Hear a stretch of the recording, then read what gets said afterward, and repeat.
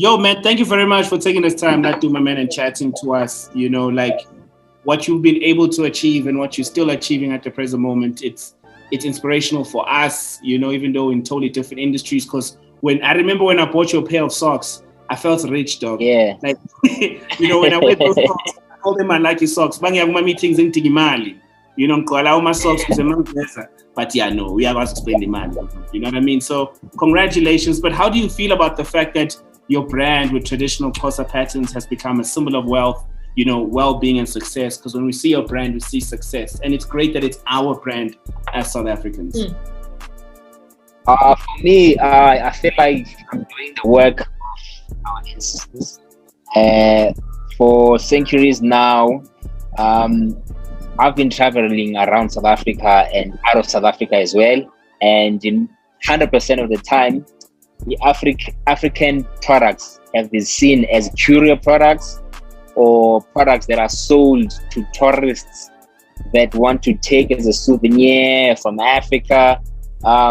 So I've always wanted to change that narrative and give the African fashion its justice and take it back to where it originally was.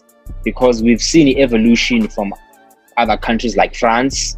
Their French luxury has evolved to something that we all aspire to own and wear one day. And it's so beautiful that you just mentioned that, because you've managed to revive something that I feel was almost buried by the Europeans and whatever culture that they embody and their traditions. Now, when it comes to you and you wandering across countries trying to bring back what is ours, do you see yourself being an anthropologist of the Xhosa culture? And beyond that, what do you want the Xhosa brand to be and mean for the culture in the future? I absolutely see myself as an anthropologist. I actually grew up reading a lot of anthropology books, from Messiah to Egyptian history. In high school, actually, I did one of my main subjects that I did was history of art. So we learned about the history of how certain artifacts evolved from certain countries, and I want it to evoke a certain meaning. Like when I sit down with my marketing team and branding team, we always come up with a new definition of what we want Xhosa to represent. And over the past 9 years, we've always been saying we want to be a leading African luxury brand. But last year, I've contradicted that and said there's a lot of African brands, and there will be a lot of African brands that are even outside of Africa that will claim Africanness. But there will be only a few that will claim the cultural space, because it is a very vulnerable space that a lot of people are scared of. So my simple definition of what Xhosa represents is that we want to evolve culture to something that is fashionable, that is wearable on a daily basis, not only on Heritage Day in September or Heritage Month. We want it to be tasteful enough to appeal across our own culture to other cultures and other cultures beyond Africa. So we no longer confine ourselves as African luxury, because that definition now is gonna box us to market as Africa and not the global market. You know, you mentioned something very interesting, and it's something we're chatting to Tula Cindy about just a few weeks ago, because you guys have become iconic brands in the South African fashion scene, where every single year you're consistently relevant. We are aware of the brand. The fashion is still timeless and modern at the very same time.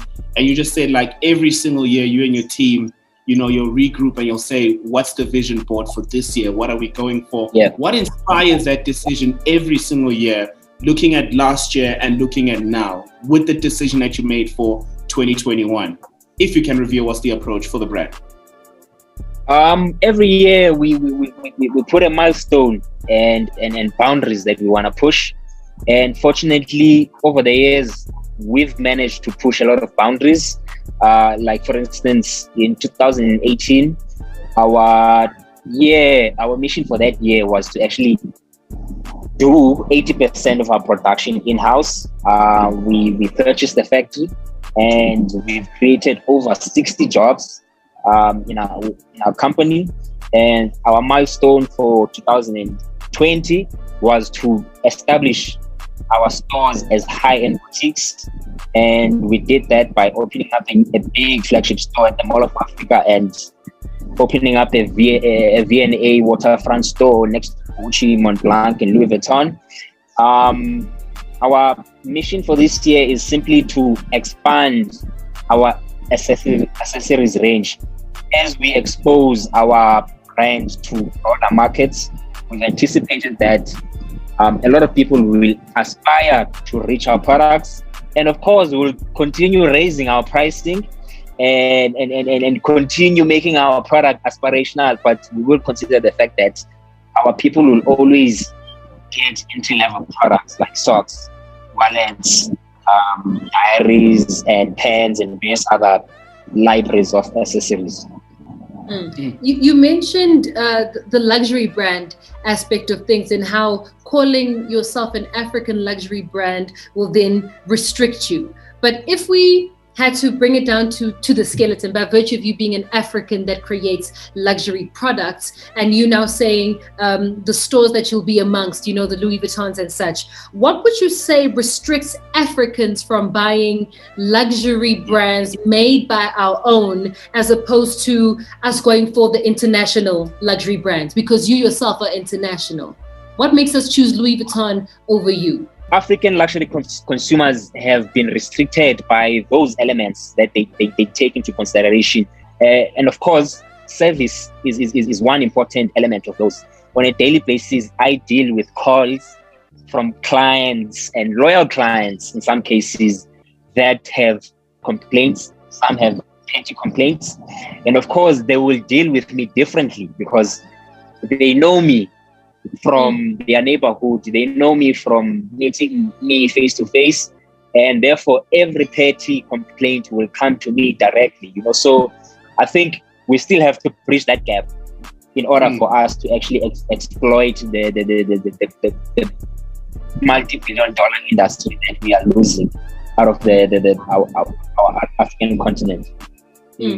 I think it's exciting considering the time that we're living in, because we're seeing a lot of fashion industry leaders like, yourselves, Sabby, the Tepo chain makers, where you guys stating this is our price, we worth this much, we luxury, experience the brand because this is truly who we are. But when it comes to setting the price, you know what I mean? How is that decision made? Can you reveal such information? Because I think people will see a Reginese Shipelani for 59,000. It's sold out tomorrow. It's the market. In our case, we make our own fabric. We source our own raw material, and we get our own raw material actually dyed into our own colors. And there's a lot of cost that goes into all of those processes that we do. Of course, the South African market is not that well informed about types of production and types of materials and types of finishes. As the years go past, people will sort of have an understanding and be able to juxtapose between brands and their price justification. So the doubt of the pricing will all fade away in a matter of years, and we haven't even gone as high level as brands as much.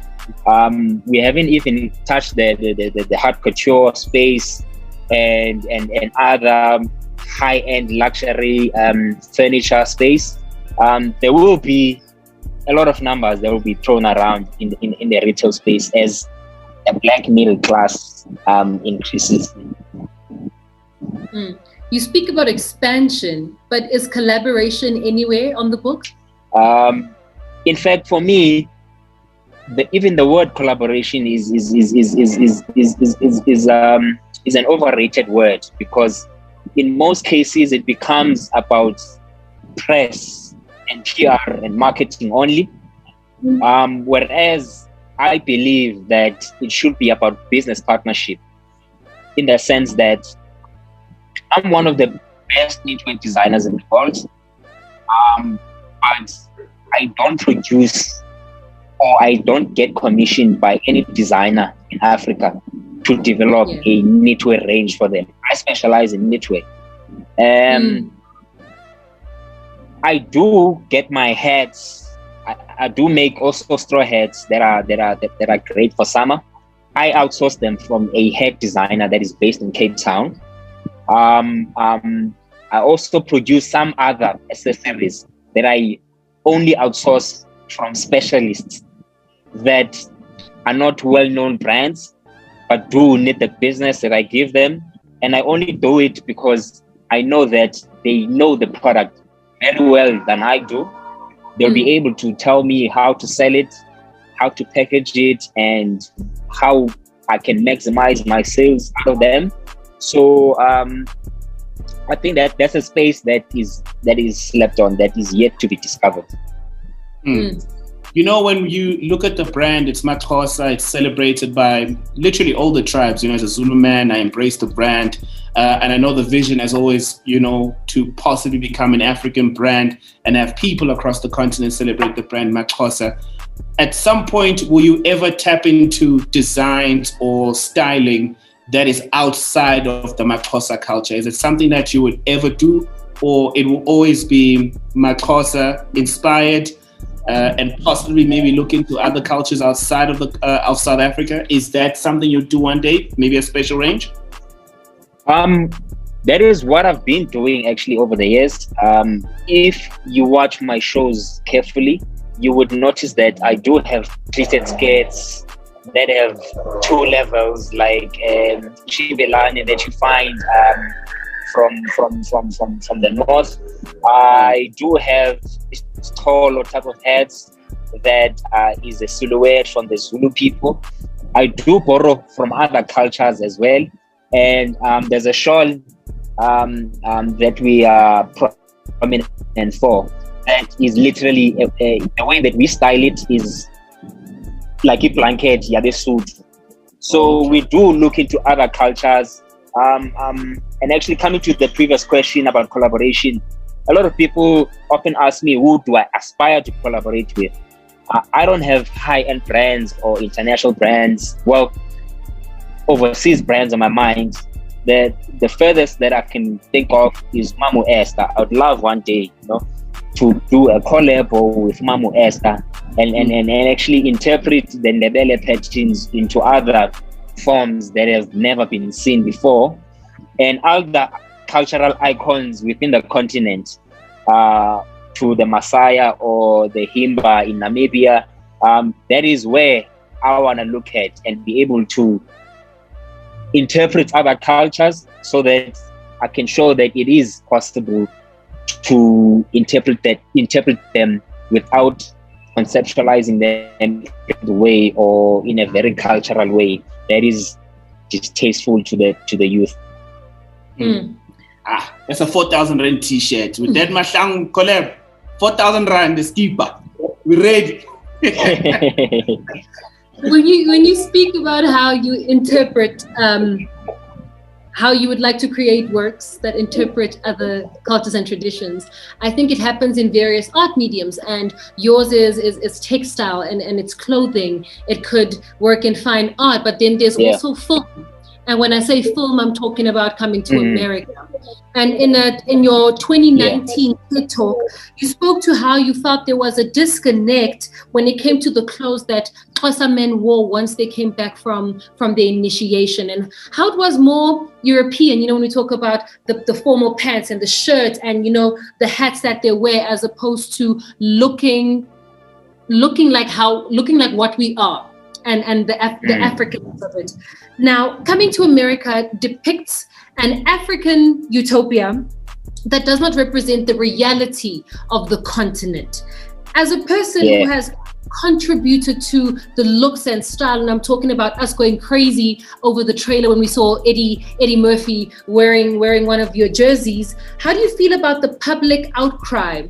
If that's an extreme term also. How do you feel about the public outcry highlighting the disconnect between what we saw on the trailer and what they say Africa is, and you as an African knowing what Africa is by virtue of living here? Yeah. Actually, I'd like to begin that answer by a quote that is often answered by a writer from Nigeria, Open. He often says that there are three types of Africa. There's the Africa that we realistically live in, that constantly unfolds on a daily basis with better opportunities. And then there's the Africa that we see on the news on a daily basis from CNN and other news media. That is poverty. And there's the African utopia that we are developing as designers. I'd like to believe that I am in that space that designs the future. And realistically, of course, there is a disconnect when you compare the utopian African that is showcased on Black Panther and Coming to America. But sooner or later, that Africa will be a reality. We are just rehearsing and refining our skills and concepts and preparing for it. There will be an Africa ultimately where there won't be foreign automobile brands, but there will be brands that will be started here in the continent. There will be brands, there's a communication that are much stronger than Apple or will compete with Apple. But for now, it is placed in a form of projected future that we aspire for and watch on movies that turn over billions of dollars, but sooner or later it will be a reality. You know, seeing that trailer was super exciting for all of us as South Africans, and I'm sure the whole continent. Are there other movies that we can be on the lookout for since you are now within Hollywood? Yeah, there is one that I actually that I started on today, but wow. I have to sign in that. That's how it works. Wait, is it a movie or is it a series based on a film that has already come out? No hints. It is a movie, but he said he can't say. Oh, I'm trying to get something. I don't want to lose that job. You know, in Africa, I make this one up. When a man starts noiring, you must know you're onto something. Okay, it's Black Panther. Well, I'm a Black Panther. Congratulations, by the way. Congratulations. Yeah. Appreciate it. Are you and Black Coffee dropping anything? You guys have been hanging out a lot. I know you got a great relationship. We spoke about something years ago, like I think it was about 3 years ago, about his album cover. It didn't happen. Instead, something bigger happened. We formed resources and actually consolidated our studios in a building here in downtown, where we moved our offices and our production infrastructure in partnership with Nelson Makamo. We formed a group called FAM, which means Fashion, Art, Music, that is aimed towards being an academic institution that we hopefully want to launch before 2025, where we want to use our knowledge of the industry and our business acumen to teach other creatives that aspire to do what we're doing and go beyond as well. When you look at the brand in the next 5 years, where do you see the Maxhosa brand? I ultimately see it being very dominant in the lifestyle space. When I say so, I mean Maxhosa home is what we're working on and constantly developing things like rugs, cushions, throws, wallpaper, lampshades, and a lot of things around home. Lifestyle, I mean, us customizing cars, yachts and private jets, and going beyond the predicted spaces. We have already started in some of those spaces, but we like to experiment and do proper prototypes before we start voicing out and offer certain type of services.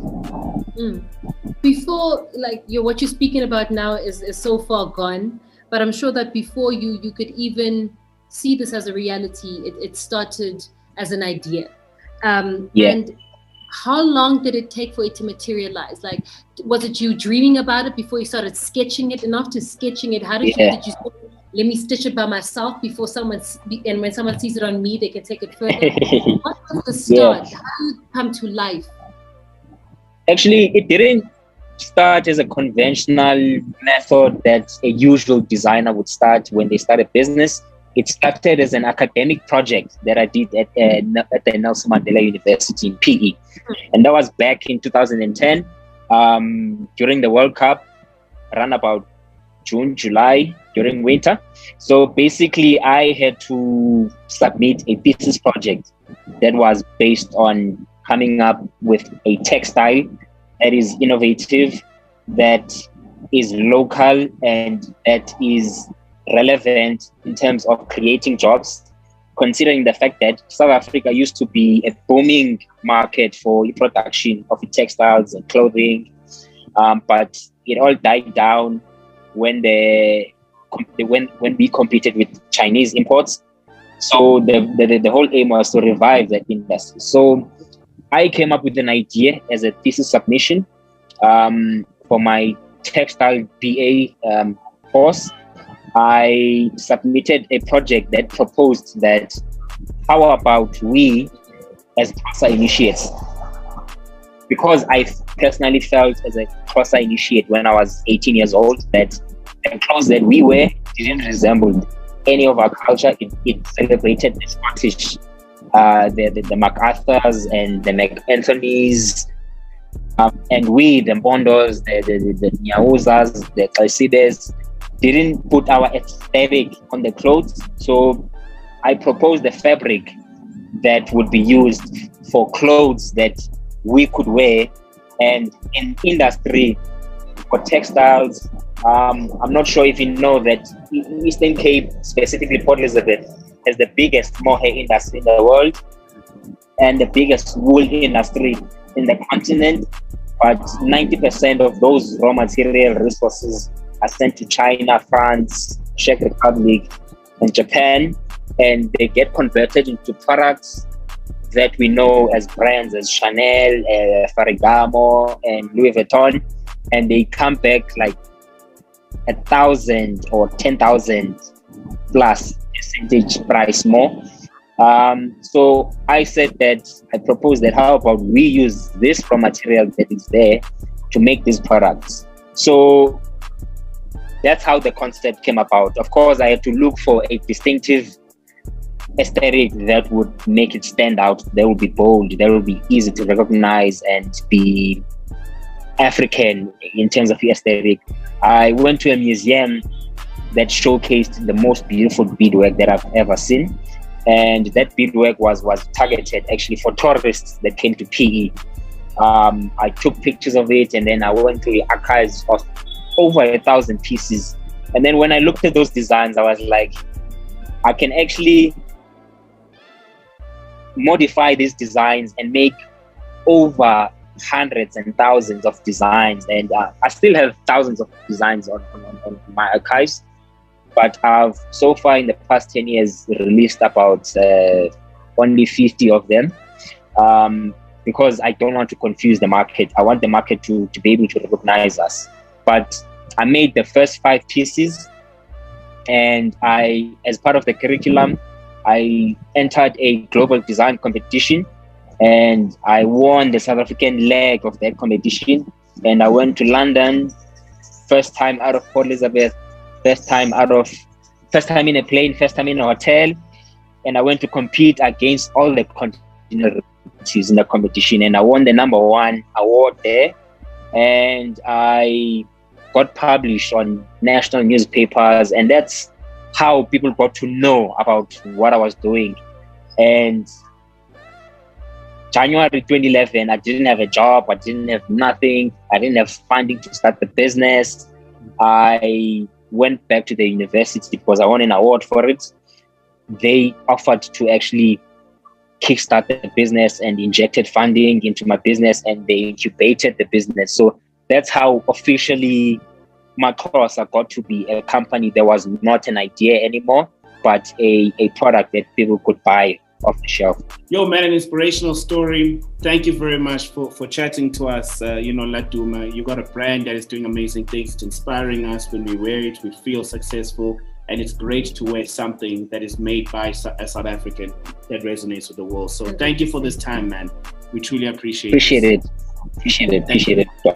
The best. Come talk to us again when you can tell us who you booked.